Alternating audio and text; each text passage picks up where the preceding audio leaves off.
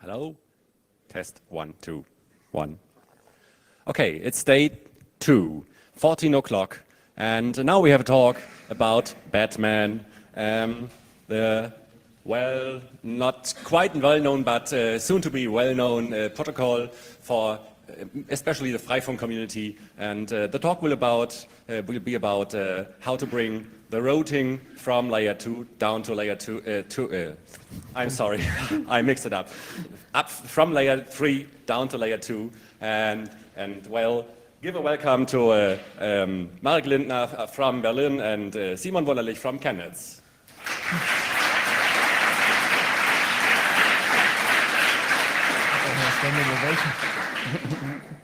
Thank you and welcome to our talk. I will first give a short outline. We will introduce to you, maybe you don't know what the routing protocol is, so we will explain and what is different in Batman. But we won't talk about Batman here, we will talk about how to go down the layers from layer 3 to layer 2, and we will talk about the problems which got solved automatically and the new problems, and we will show you how we brought this into kernel space. Well, first of all, we should... Can you hear me?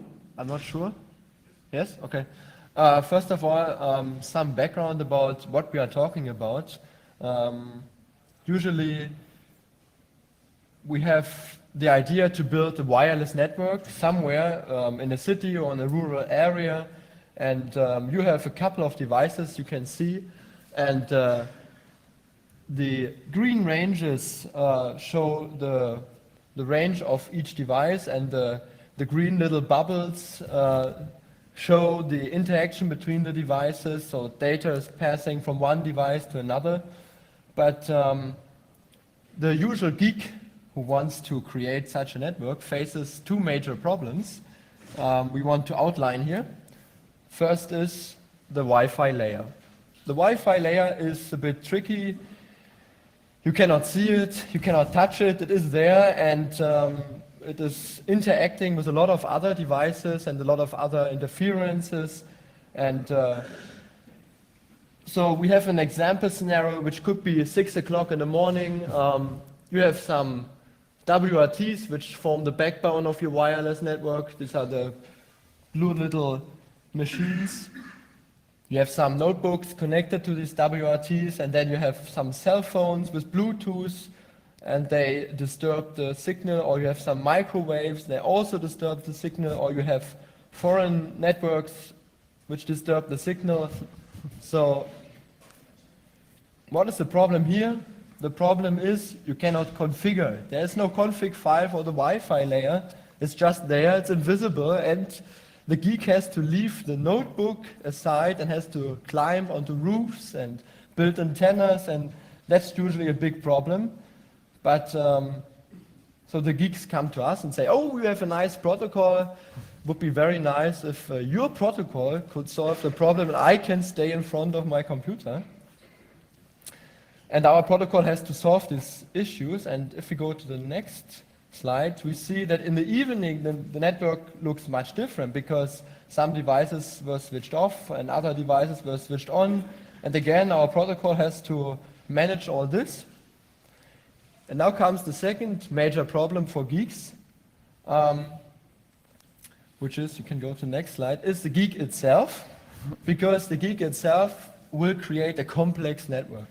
We have VPN connections, we have ad hoc networks, we have infrastructure networks, all connected and all should talk, and it's an endless way of configuring and bringing all these nodes together. And you can see down there is maybe a LAN, and up there where the Ethernet is shown, we have maybe a big church, and then you have some internet points, gateways which offer internet connection. And during the time I'm involved in the Freifunk network, I thought after the first year, oh, now I know all the setups, and all the time new people coming up and say, oh, I have a new idea and make it more complicated. And so it's endless, the configurations I've seen. And all that should be handled by a routing protocol. Well, you can do all this manually. You can just configure your routing tables. But you will find out that this is quite a task to do, because it's changing all the time and everybody has ideas how to improve it, how to make it better. So you want a way to do this automatically. And here is what the routing protocols do.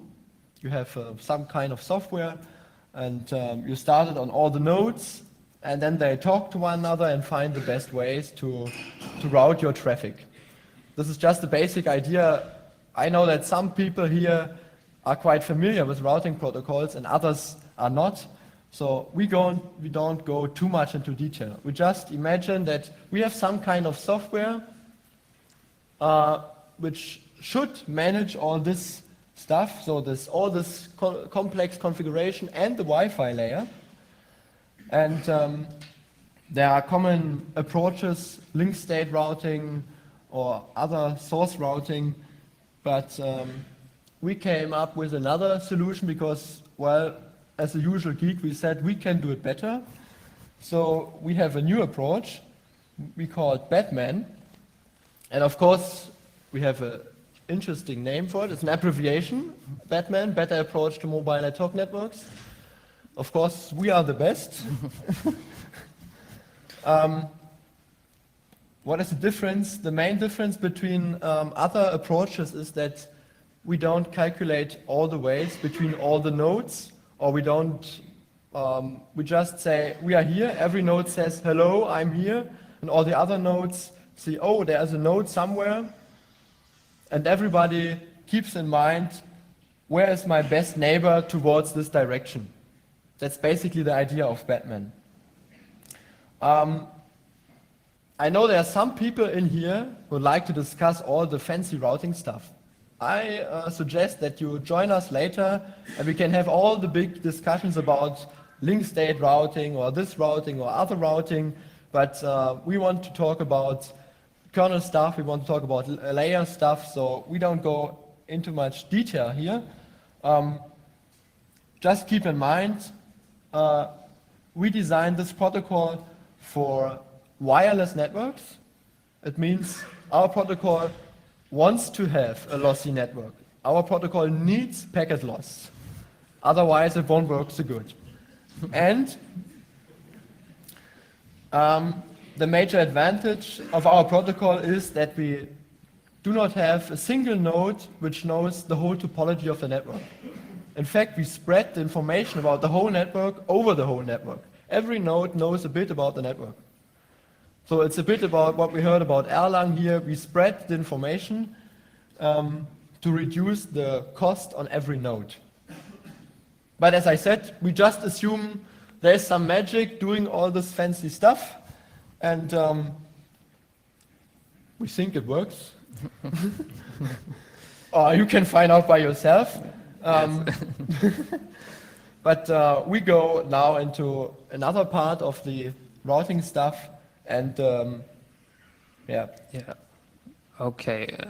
First, we look how does a routing protocol daemon works now. This is for Batman, but I think every classical routing daemon works like this. We have the brown part is what this daemon manages, and the blue part is what the kernel manages. So you see, the daemon only exchanges routing information, for example, on some UDP port, and sets the routing tables. So payload traffic is routed by the kernel. So if a packet comes in, the kernel looks onto it and sees the routing tables, and I have to forward it on this device to this neighbor. So we don't have to manage this. We only set routing tables. And of course, these are IP routing tables, so it only works with IPs.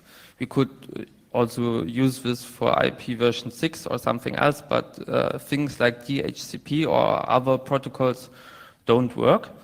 And administrators have to make sure that everyone has a unique IP. So, or you have IP collisions, and this will, of course, not work.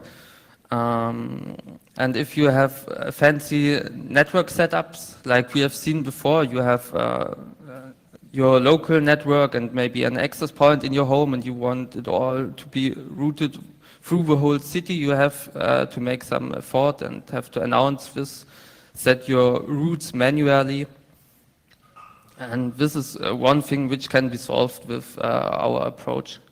Let me add one important point here, which is basically we have a chicken and egg problem in a mesh network, because you want to join the network.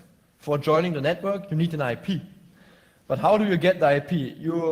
Usually there is some kind of central server who has the knowledge about all the used IP and used IPs and the unused IPs. So you need internet access. So you need to join the network. So you're back again in the first step. This is a major problem we face, because we have a lot of people who really don't have internet access, and they only can get internet access if they join the network. So the basic problem here is that we need this central instance which can give you an IP or some kind of configuration before you can join the network. And this is one of the major problems, because next to the problem I just mentioned, every city, for example in Germany and the German Freifunk networks, makes it different. I mean, in Germany, in Berlin, we have a big web server where you can click your IP. In other parts of Germany, everybody makes it different. So if you move from one city to another city and you want to join the mesh network, again, you have to find out how they handle the IP business, and then you have to configure your IP, and then you can join the network. And that is a major problem in this approach here. There was a question, no? Oh yeah, if you have a question. Yeah. Wait a second. Wouldn't IP version 6 auto-configure solve this problem with IP addresses? Would it? Could it? This is a longer discussion. Okay, sorry. Yes and no. It is more complicated. I don't want to go into the deep steps of IP version 6. There are some ideas, but it is not perfect. I mean, that depends. Let's talk about this later, okay? If we have enough question time, then let's discuss the IP version 6 issue. Okay? There's another question.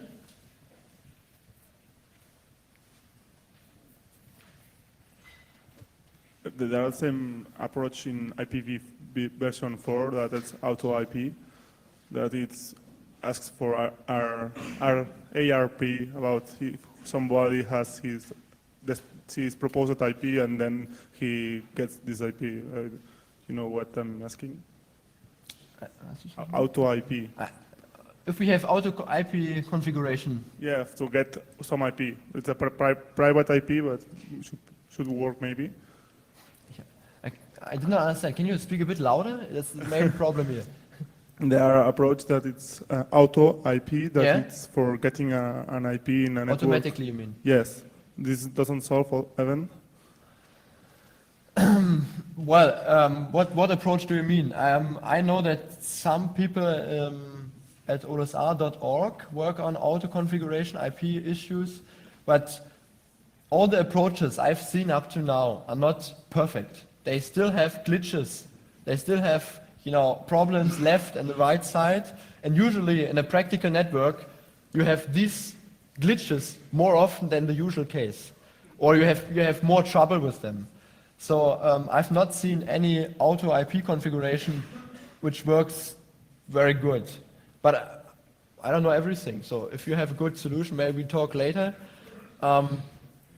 The main problem is that the routing daemon itself needs an IP, because the routing daemon will send out a packet and writes in the packet, this is my IP address. I am here. So the problem is, how do I write I am here if you don't have an IP address? So all this, there are some approaches of I choose an arbitrary IP address and use that one, or some kind of unique identifier or something like that, they have a lot of problems. But yeah, so it's not. Okay. More questions? No? Okay, then we can Okay, continue. then we go on. Okay, we wanted to try layer 2, and this we first have written a user space proof of concept daemon, which does the task we wanted to do, but it has some performance problems we will show you later, and so we took the next step to the kernel space. And instead of IPs, on layer 2, you have MAC addresses. And MAC addresses can be used as identifiers. They should be unique per design. Maybe you have already seen 2 devices which have the same MAC addresses. This sometimes happens for manufacturing failures, but usually it's unique.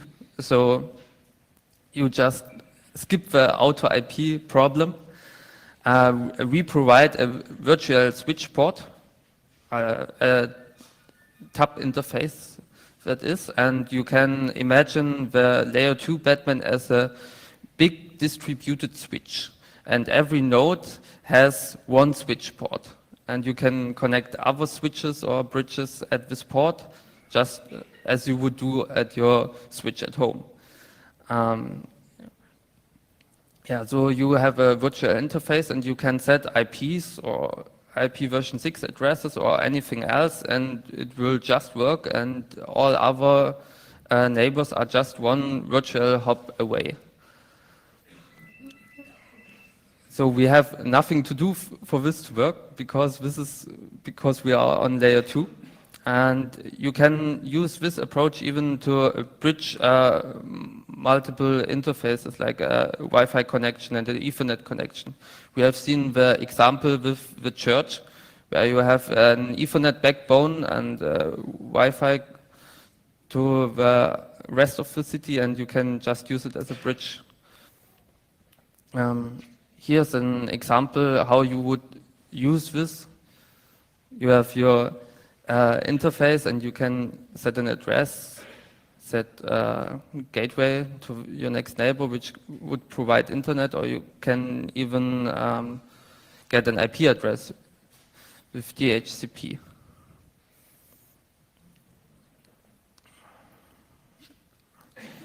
Yes, and this in contrast to the other slide, we have to manage also the payload traffic. All the payload traffic is encapsulated in Ethernet frames, and we have to handle it all by ourselves.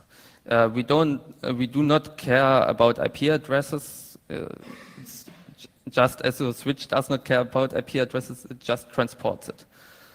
And yeah, we look into the Ethernet frame, decide which other node should receive it, and then we route it just like the layer 3 daemon routes it through the network.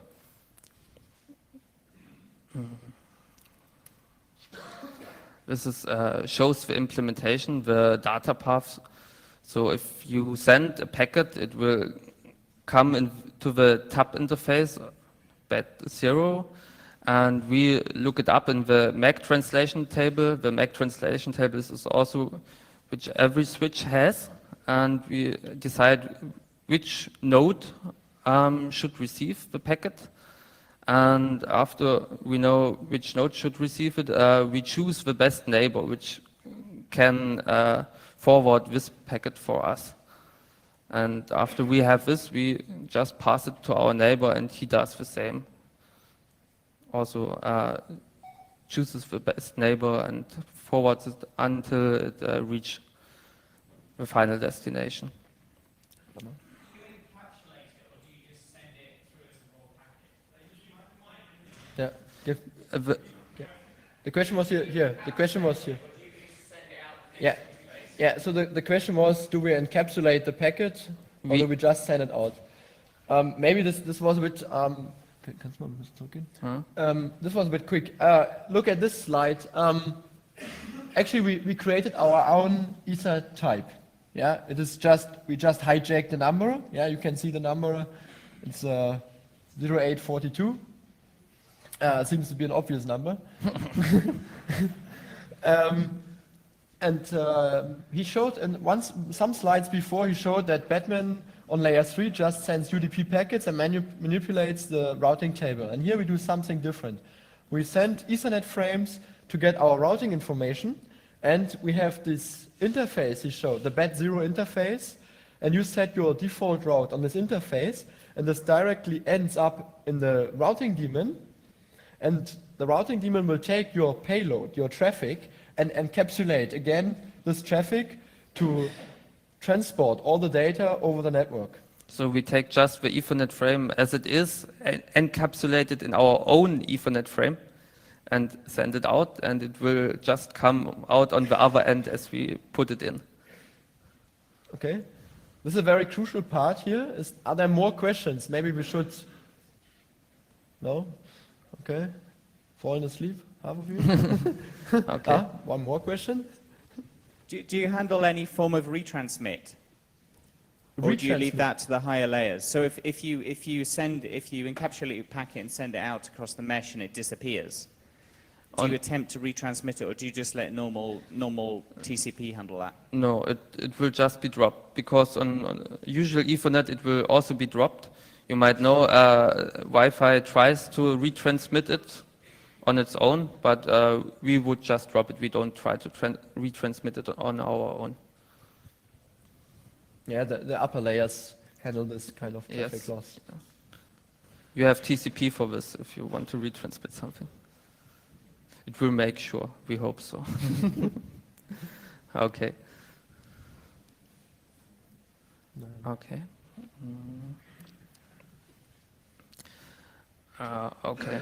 So I've said we have a big switch, a big distributed switch, and you can also plug in another bridge. You might know the Linux or bridge. You can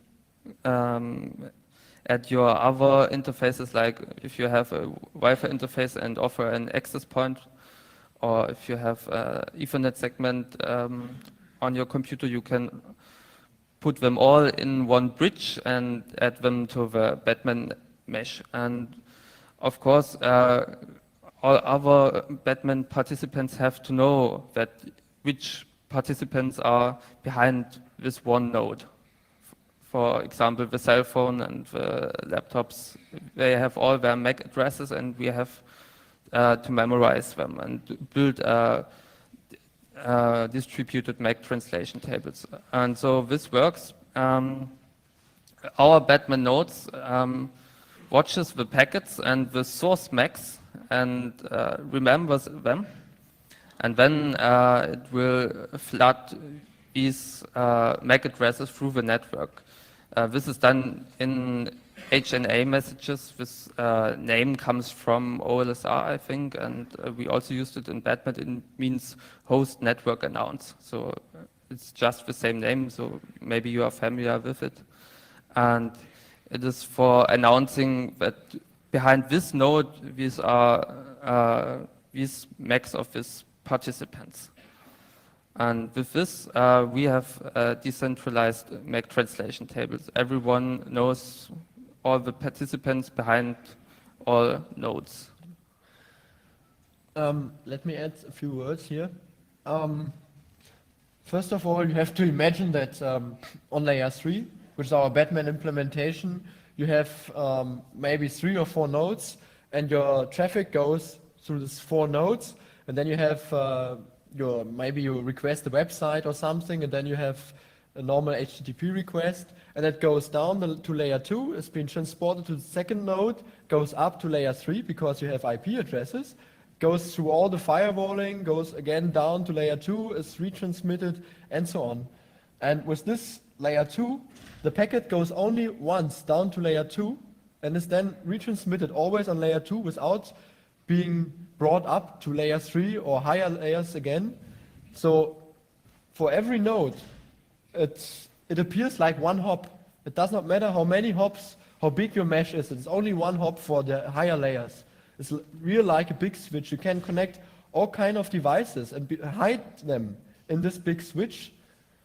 And here comes the interesting part. You can even, in this bridge here shown, there can be another access point where you have these laptops running in infrastructure mode, and you build a bridge around it, and then these laptops can easily connect to the network. If you have a layer 3 implementation, you have to assign them IPs, you have to tell the rest of the network about the IPs, you have to set up routing, forth and back, and there are several solutions, and all of them not quite easy to use. And here, you just connect your notebook. The Batman on this side will see, oh, I have a new notebook, I announce the MAC address, and then it can take part in the network. As easy as that. On layer 3, you usually have to say, oh, I have this subnetwork, and I have to announce this subnetwork and its subnet mask, and the others have to notice this and have to add this in their routing tables. And this is just, you plug it in and it works. And another interesting side effect is you have the decentralized MAC translation table. So every node has the MAC translation table, and you can use this for visualization. So I used this for debugging in a real setup with 8 access points, and I set them up. The numbers on the edges is the quality between those nodes. 1 is the best, and all above is worse. And the green or blue one is my laptop, and you can see it's announced from access point number 4. This means I'm associated with access point number 4. And so I was going through the hall where I set this up, and I could see, oh, I'm behind access point number 1, 2, 3 now, and those are connected. Yes, this is a nice side effect, and you can see all the clients behind all the access points. Okay, this is great. This proof of concept implementation works quite well in the user space, but the problem is performance. We want to run this on minimal embedded systems, small access points like the OpenWRT or cell phones. And you have seen we have to manage all the payload traffic. It does not the kernel does it for us. We have to make it ourselves. So the typical path is we wait for a packet, select it. When we have found one, then we read it, copy it in the user space. We find the next hop and update tables. This is our hash tables, lookups. This is very fast, and then we write it out to some of the interface. And all those system calls, read, write, and select, take quite some time. You have to switch from kernel mode and back, copy the packets, copy them back into the kernel space, and this is overhead which we don't really need. And it works for low bandwidth usage, but if you really want all the throughput what your network interface card can do, you won't be happy with this. So the next step is to kill this performance problems, and we go into the kernel space. So we don't have the copy back and so forth. Yeah, so as already mentioned, if we reside in the kernel space, we can avoid a lot of copying. Actually, it's really amazing what you can do in kernel space. We get just one buffer, a packet's coming in, and we don't have to reallocate a buffer or copy or write it somewhere. We just look at it, oh, we have to send it there, and then we send it in the send queue, and then the buffer is sent out. There's no forth and back between user space and kernel space. So this is where we wanted to go. And another amazing part about the kernel is that if you write a user space application, you usually have one process or one thread. And if you want to make it pretty fast, then you have to work on the things the thread can do in the same time, because you wait for a packet there and you want to send it there, then you again wait, and you have a lot of synchronizing, and this is a lot of work the kernel does on its own for us. In the kernel space, you just hang on your functions in specific sockets and stuff like this, and then they work on their own. You just have to pay attention on shared data, and the rest is so asynchronous that we want to have it. So actually we moved the whole layer 2 implementation into a kernel module, which you can download right now, and you can compile it and load it. And I think a lot of you are familiar with user space daemons, but the kernel space is a bit different, so I will briefly outline the main differences. First of all, there is a new way to configure the routing daemon. We just set up a new directory in the proc file system, where you have the usual files, or well, the usual names we always have. You have gateways files, you have interface, logging, and some other fancy stuff where you can tweak a bit the kernel module. The main difference between a daemon and the module is that the module always resides in the kernel space, and if you want to tell the module now, please start, then you just echo an interface into the interface file, and then the daemon will start to work on that interface, not the daemon, excuse me, the module, of course. You can run the module on several interfaces. You just echo more interfaces into the file, and then the daemon, I'm still in daemon mode. Okay, we are back. We are now in kernel mode. The kernel module will work on the other interfaces as well, and you can deactivate it by just writing nothing into the file. Yeah, can go on. So the logging is a bit special, because in our user space implementation we had a nice Unix socket where you could connect to the various log levels. It's not so easy in the kernel space, but we provided a log level file where you can change the logging. It's similar to what you know about Linux file system access rights management.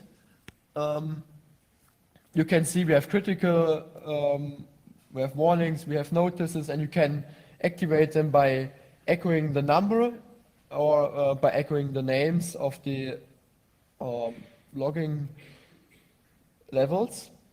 And you can just read it from the log file, and it's endless read, and the kernel module will add the logging stuff. You see the module was loaded, and then later we changed the log level, and you will find routing information or whatever information you could have been interested in. So what can we say about kernel development? Oh, a question. Yeah, okay, questions down there. Raise your hands again, please.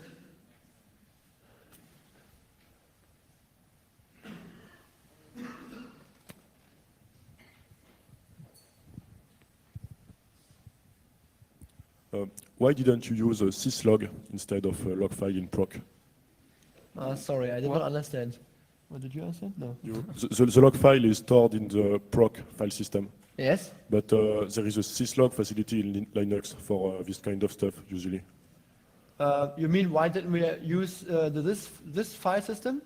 The syslog file. Syslog. Yeah. Okay, excuse me. Actually, we run on embedded devices, and there's not a whole syslog facility around it. It depends on the device, and there's a lot of stuff which is stripped off, and we did not want to spam the dmask output, because if you switch on, for example, the Batman routing level or the other levels, you have a lot of information, and you can fill up hard disks with it in quite a short of time, and that is why we separated it. If you have the critical warnings, or the critical information, they are always logged to this log as well. But the other log levels, they are specifically only for Batman, for the two reasons I just mentioned. Don't have more questions? Yeah.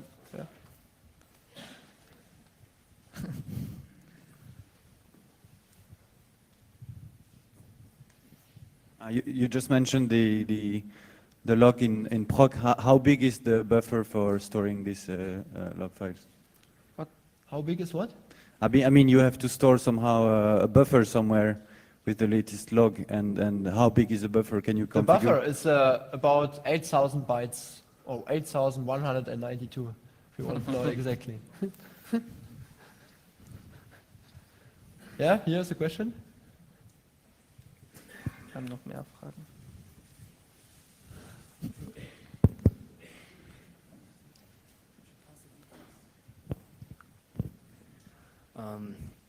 Yeah, so there's basically questions and comments. One comment is, I mean, this dedicated logging system, if you ever intend to merge something like that in the mainline kernel, you know that this is not going to be perceived pretty well. So I know that. Yeah. Okay, you're aware of that. The other thing is basically, I would be interested in more details about that implementation and whether it's entirely inside kernel space or whether you still have some kind of control part in user space. No, it's entirely in the kernel space. Okay,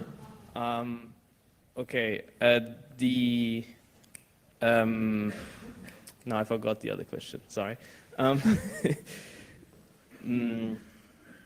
Entirely in kernel space. So do you think it makes sense to have this entirely in kernel space? Because usually what people tend to do is to differentiate between the control plane and the data plane. So you have the actual packet forwarding and your neighbor information and that kind of stuff in the kernel, but the control processing, as in the protocol you speak between your nodes in some user space process, which then just updates the neighbor tables and that kind of stuff inside kernel. That's sort of a structure that people would typically choose in the Linux kernel. Yeah, we did not, maybe we should discuss this later because we did not finish yet. There are more reasons why we do this, and but I can tell a bit about it because you asked. Actually, what we've done now is we just ported the user space daemon into kernel space. We want to do more. Actually, the idea is how can we save even more bandwidth? How can we make it more efficient? And there are several ideas floating around. For example, embedding the hello messages. We broadcast the hello messages directly into the Wi-Fi layer or something, you know, which is broadcasted anyways. Something like that. And that will be more difficult to handle from the user space and, you know, all this forth and back. And there's another point. We always keep in mind, we focus on our users. We have a lot of users in Freifunk, for example. They are not really experts in routing, not experts in, you know, kernel development and stuff like this. They just want a tool, plug it on, and it should work. And if we have 3 tools and 5 configuration files, and you know, this is the harder it is, the more you will scare them away. And if you just have a module and say, oh, load it, and then echo, you know, your interface into the file, and then it works, that is what we want. And we don't have the intention, or not at the moment, to go into the mainline kernel, and so that is not an issue for us. So. Then I understand this because, yeah, it's also this architecture, like being a Linux kernel networking hacker, this architecture with echoing interfaces and proc files and so on, Yeah. it's, you're going to see lots of tension if you ever intend to do something like that. One final last comment or question is regarding the functional principle, because you basically create one large broadcast domain. One large what? Broadcast domain. I mean, what I understood is basically you link together your entire mesh network and it appears as one link layer, as one virtual link Yes, layer yes. that's sitting next to your interface. Yes. Now, I see severe scalability problems with that, given the amount of broadcasting and multicasting that's going on by, you know, zero configuration, Avahi, MDNS, the entire Windows world and all that one. Yeah, I mean, the number of machines that you get in such a virtual broadcast domain, I'd expect to be fairly limited. Do you have any comments or? Yeah, that's right. I think if you plug thousands of Windows machines into this, it will just blow up because they're all broadcasting all the time, hello, I'm here, and so on. This, of course, this might not work, but if you have a big Wi-Fi network with maybe 1,000 of nodes and you have very long hops, or you have so much packet loss that it does not make sense anyway. So maybe you can just create smaller meshes and route them again. But yeah, Like as you do with Ethernet segments, you just route them again, but you still can plug them together very easily. Wait a second. You can you can ask your question in a second. Yeah. But this is the question we hear quite often. The scalability issue and the broadcasting issue and all this.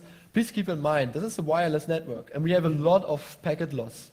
And you could imagine, yes, in a perfect network where every packet reaches the next hop, and you have 1,000 nodes, then you have a lot of broadcasting by zero configuration and all that kind of stuff. But in a wireless network, as I showed in the beginning, we have a lot of packet loss, really a lot of packet loss.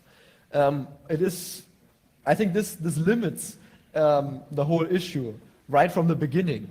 But again, we cannot create a tool which relieves the administrators from thinking. We can create a tool which helps them. But we still need some kind of administration, and yeah, I think this will be an issue in the future, but now it's not an issue. Okay? Could you use EB tables to filter out some traffic that you don't want, or something like this? EB tables, you mean? It's bridge table. Yeah. It's similar to IP tables, but for bridges. Yeah. IP tables won't work, and we did not try it with EB tables yet. We're not sure that works, because as it resides in the kernel space, and we hook into special functions. I've not tested it yet, whether the EB tables functions will be called later or before that. So it may be that you cannot filter with EB tables, but we have to test it. Okay?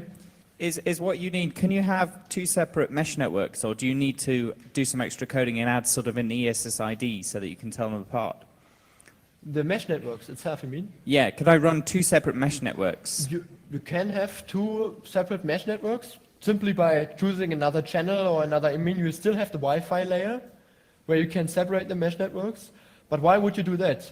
I mean, it would be, with this technology, it would be even better. Imagine that all the households would use the same technology and bridge together, and then you could create your own IP network on top of it, or whatever technology you want to use. But the problem there is it's still all one single broadcast domain. And the thing that the other guy raised about 5 minutes ago is that the broadcast traffic, because it has no TTL, it just we are carries on talking about the expanding. future. Yeah. So in this future, we could add, special identifiers to only keep the broadcasting in the broadcast domain.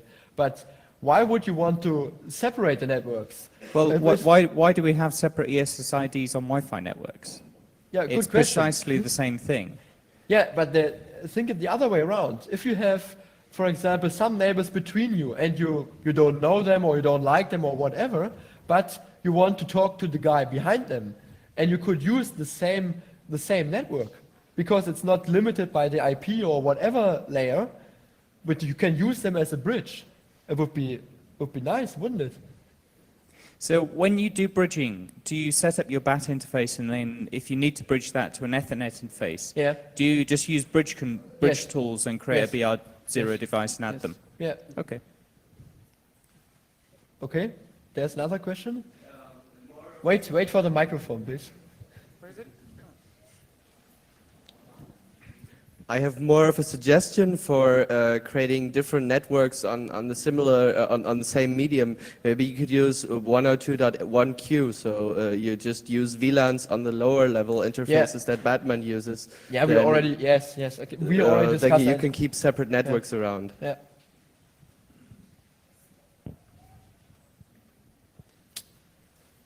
Okay. Here's another question. Here in the first.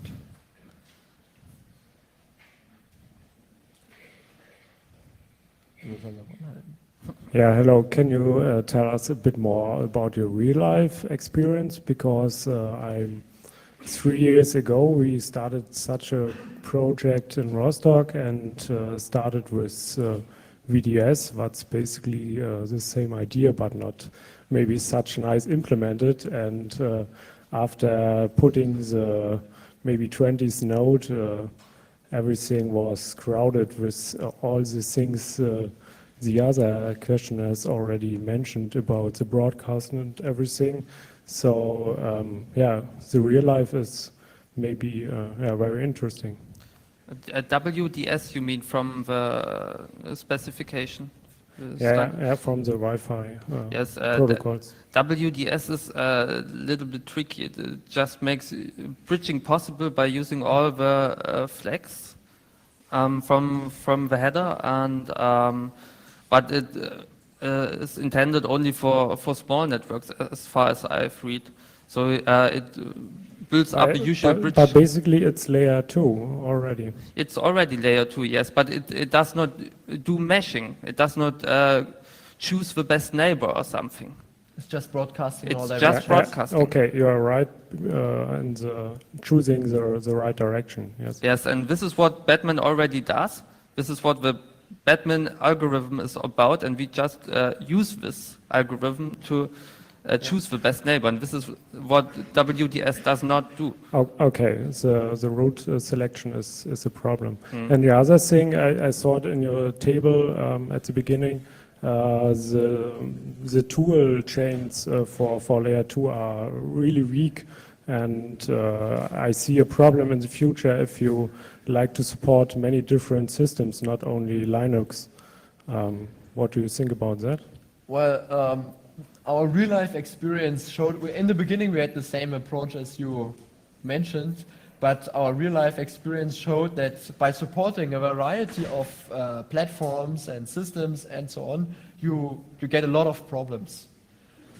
So that's not a basic topic of Batman, to support many different systems. Well, if you want to port it, you can do it, but with Batman on layer 2, essentially it's not necessary, because if you look at the router hardware out there, most of them run on Linux. You can, well, the WRT or OpenWRT, and they all run on Linux. And you just need one router, and then you can add another router, infrastructure mode, and all your notebooks, whatever system they run on, can connect infrastructure mode, and you do not need to touch all the notebooks. And that is the major problem we faced in the past, because you know, the ordinary Windows user comes well protected with all kind of tools, protecting against viruses, firewalls, and all this kind of stuff, and then we spend hours to first disable everything, because the user itself does not know where to disable all the stuff which is running on its system. And once everything is disabled, you hope that the Wi-Fi card supports ad hoc mode. But also the users yeah, lost something from their computers. They can't do everything they want. They have to realize what Batman does. So yeah, it has two sides, I think. I didn't understand the second. If I have some tools for, maybe it's called EB tables or firewalls, yeah, I can do something I want, and yeah, in this kind I have to bring my own tools again to set up. Yeah, but yeah, it's okay. You think about the usual usage of user which is not just want to work. Yeah, I mean, it came out after some years. It came out the best is to tell the users, buy a router, install the software, and it works. Yeah, even installing the software on the router is a problem. So you don't want more problems. And then we tell the user, there's a firewall which is pre-configured, there's everything you need, everything you want, so just put it there and connect to that router via cable or another access point or whatever. It's much easier and you have less pain. But if you want to port it, just tell us. We will help you. Okay, I think we will go on and okay, a last question because we are late in time. It will be quick. Did you think about any kind of security or authentication or encryption the data sent through that host that I didn't trust? Any kind implementation in the future? No, we don't do any encryption. You can use a different encryption from your Wi-Fi hardware. You can use IPsec. You can use open. Yeah, but VPN. the next hop with IM communication, he knows all that case and everything. It's going through his card, and he mentioned he will know what data is in there. So are you planning in the future any kind of authentication in that software?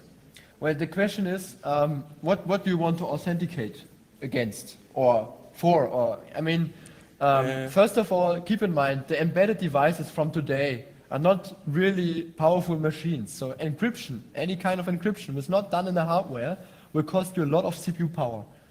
That's the first problem we have. And the second is we have a mesh network. Means everybody should connect to it and should be able to take part. If you make an encryption on that, you have two choices. Either you share the key with everybody, or you don't share the key and then nobody can connect. So, and you know, in the moment when you find your key on eBay for €5 or something, then you know, you have to change the key again. So we tell the people to use higher layer encryption like SSL or something, as you would do normally if you have, you know, email account or bank account. So, I mean, it's just as secure as the internet. I'll catch you later. Okay, I think we will go on now. Yeah, I think we go quickly through the rest, and then maybe I don't know how much time do we have left? 10 minutes. So, okay. Okay, maybe we have some time later, and we won't run away. Okay. A few words about kernel hacking. We are not some experienced kernel hackers or something. We started kernel hacking some months ago, actually in the moment when we decided we want to have that kernel module. So we are the best proof that kernel hacking can be done, and it's quite easily actually, because the kernel itself is like a little universe, and the little universe has all the functions you want, and you just need to find out where are these functions, what are the names of these functions, and how to use them. And you will find a lot of code, a lot of examples in the kernel itself, and it's quite easy to learn and quite easy to write the code. Actually, I was a bit scared before I started, but after I started, I thought, oh, well, that's so easy. Of course, in the beginning, you freeze your system 1, 2, 3 times, and after that, you begin to realize, oh, it may be a good idea to think about your code before you insmod it. But that comes quite quickly. And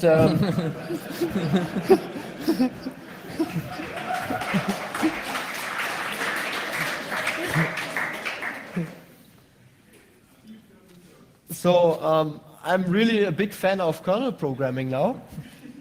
A user space, you have to do such a lot of things, a big loop for getting packets or, you know, writing lists and all kind of stuff. And you find all this in the kernel, you just have to use it.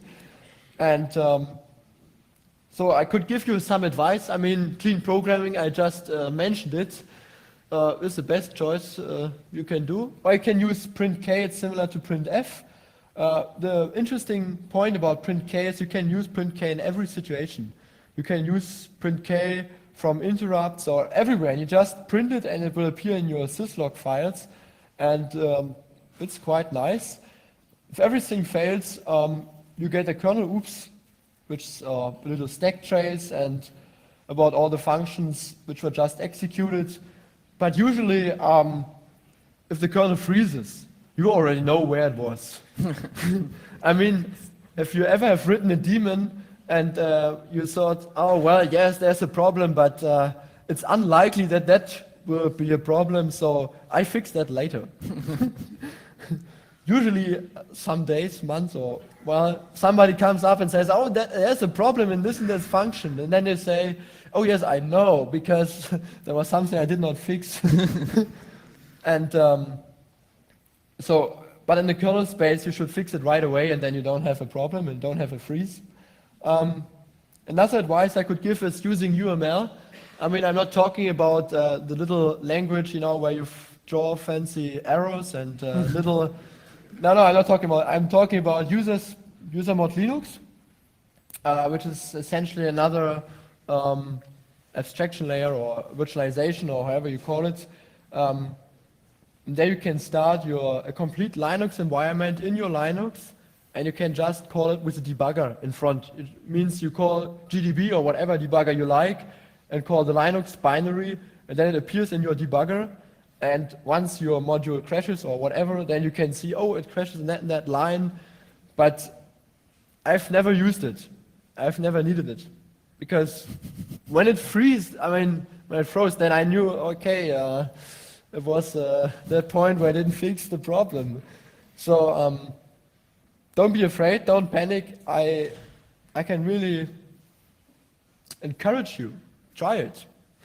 And we had a little story. We are about 6 people in the Batman project, and 4 to 5 coders, and everybody had his own coding style. And well, of course, that led to some problems. And once we started with the kernel development, we talked about what about using the kernel coding style as our coding style. And as this was a coding style nobody was using, everybody could agree to it. And after that, now we code in the kernel coding style, and it is so readable. And once you get used to it, it seems so clean. And I can really recommend it to try it. Okay, what else do we have? Last. Oh yeah, one problem I almost mentioned is on layer 2, as I said, you only have one hop for all the tools you use or all the programs. If you use ping or traceroute, it can take seconds to the other end and come back the ping, but the ping will show you it's only one hop, because the packet goes never up to layer 3, and so the ping never sees that, oh, there's a next hop. It's like a switch.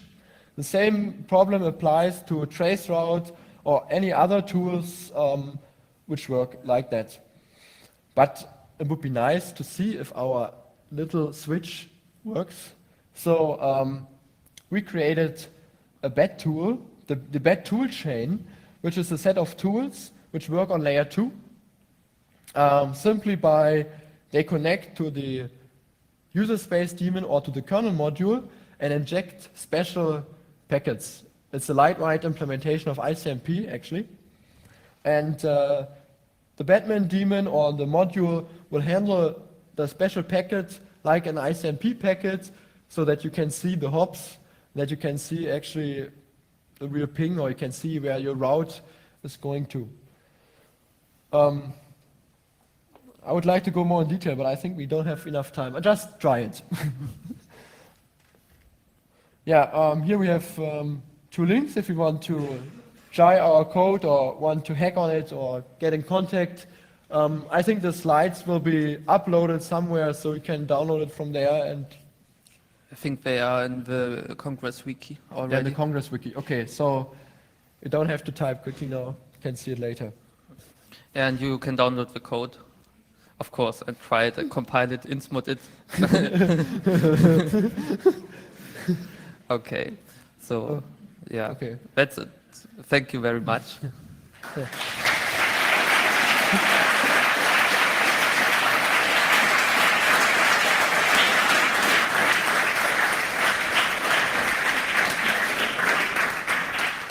Thank you. Do we have time for questions? Short time. Okay, There's short questions. Short questions and short answers.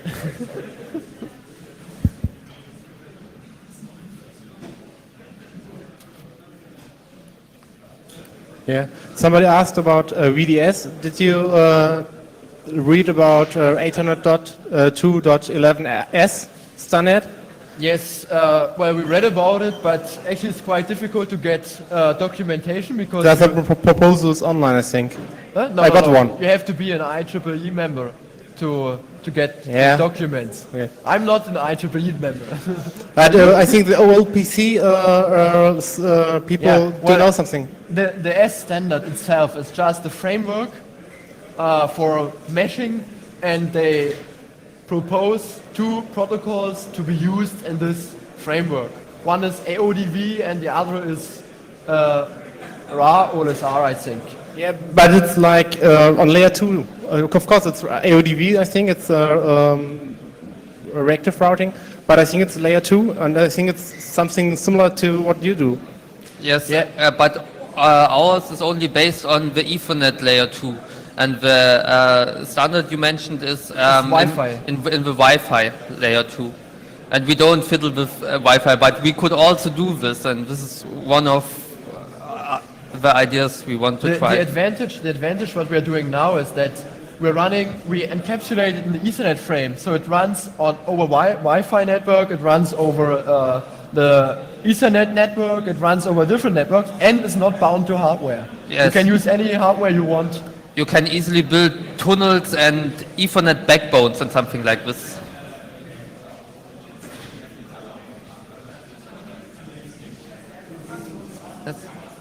Hello?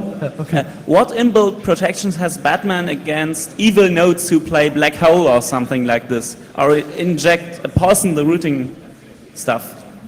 Are there any safeguards against this? Black hole. Black hole? What kind of black hole? Yeah, no, like a node just says garbage and tries to poison the network. Are there safeguards against it? We just wrote a longer paper about exactly that topic. Or just tries to attract lots of traffic and throw them into the black hole. Yes, you can do this.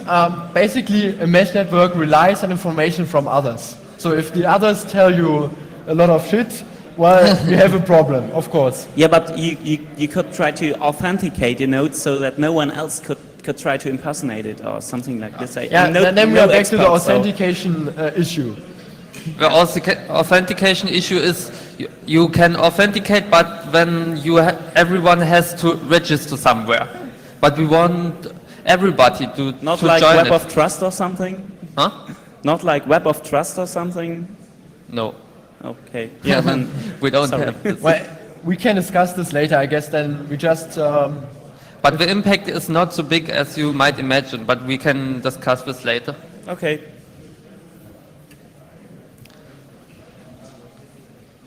Okay, thank you for your talk. Okay. Thank you.